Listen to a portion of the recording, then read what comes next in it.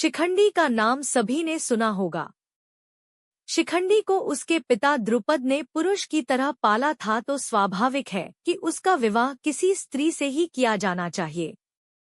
ऐसा ही हुआ, लेकिन शिखंडी की पत्नी को इस वास्तविकता का पता चला तो वह शिखंडी को छोड़ अपने पिता के घर चली गई। क्रोधित पिता ने द्रुपद के विनाश की चेतावनी दे दी। मान्यता अनुसार ऐसा कहते हैं कि हताश शिखंडी जंगल में जाकर आत्महत्या करने लगा। तभी एक यक्ष ने वहां उपस्थित होकर उसकी स्थिति पर दया करते हुए रात भर के लिए अपना लिंग उसे दे दिया, ताकि वह अपना पुरुषत्व सिद्ध कर सके। हालांकि यक्ष की इस हरकत से यक्षपति कुबेर नाराज हो गए और उन्होंने उस यक्ष को शाप दे दिया कि शिखंडी के जीते जी उसे अपना लिंग वापस नहीं मिल पाएगा। यही शिखंडी महाभारत में भीष्म के घायल होने और अंततः उनकी मृत्यु का कारण बना। पिछले जन्म में शिखंडी एक महिला थी। दरअसल शिखंडी पिछले जन्म में अंबा नामक राजकुमारी था, जिसका 2 बहनों के साथ भीष्म ने अपहरण कर लिया था। भीष्म इन बहनों की शादी शारीरिक रूप से अक्षम अपने अनुज विचित्रवीर्य से करना चाहते थे।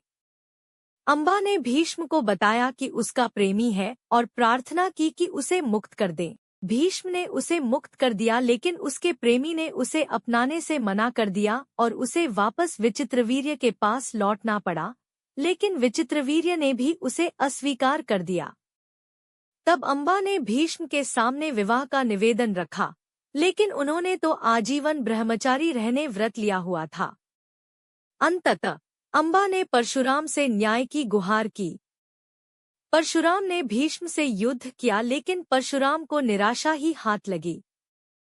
तब निराश अंबा ने शिव की आराधना की और यह वरदान मांगा कि इच्छा मृत्यु का वर पाए, भीष्म की मृत्यु का कारण वह बने।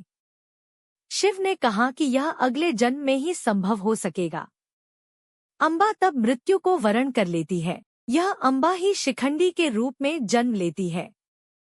भीष्म ने कृष्ण पर युद्ध धर्म के विरुद्ध आचरण करने का आरोप लगाते हुए एक स्त्री पर वार करने से मना कर अपना धनुष नीचे रख दिया। कृष्ण ने भीष्म को उत्तर दिया कि आपने हमेशा ही अपने द्वारा निर्धारित मानदंडों पर निर्णय लिया है और धर्म की अवहेलना की है। आज भी उन्हीं मानदंडों पर वे शिखंडी को स्त्री बता रहे हैं, जिसका पालन उसके पिता ने पुरुष की तरह किया है और उसके पास यक्ष का दिया हुआ पुरुषलिंग भी है। इसी शिखंडी को भीष्म के सामने खड़ा कर दिया जाता है। भीष्म द्वारा बड़े पैमाने पर पांडवों की सेना को मार देने से घबराए पांडव पक्ष में भय फैल जाता है।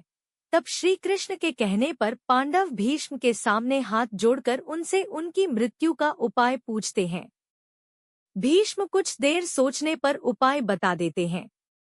इसके बाद भीष्म पांचाल तथा मत्स्य सेना का भयंकर संहार कर देते हैं। फिर पांडव पक्ष युद्ध क्षेत्र में भीष्म के सामने शिखंडी को युद्ध करने के लिए लगा देते हैं। युद्ध क्षेत्र में शिखंडी को सामने डटा देखकर भीष्म अपने अस्त्र त्याग देते हैं, क्योंकि भीष्म की प्रतिज्ञा थी कि वे किसी स्त्री से युद्ध नहीं लड़ेंगे।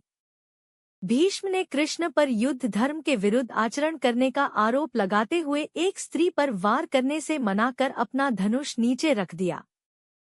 कृष्ण ने भीष्म को उत्तर दिया कि आपने हमेशा ही अपने द्वारा निर्धारित मानदंडों पर निर्णय लिया है और धर्म की अवहेलना की है। आज भी उन्हीं मानदंडों पर वे शिखंडी को स्त्री बता रहे हैं, जिसका पालन उसके पिता ने पुरुष की तरह किया है और उसके पास यक्ष का दिया हुआ पुरुषलिंग भी है।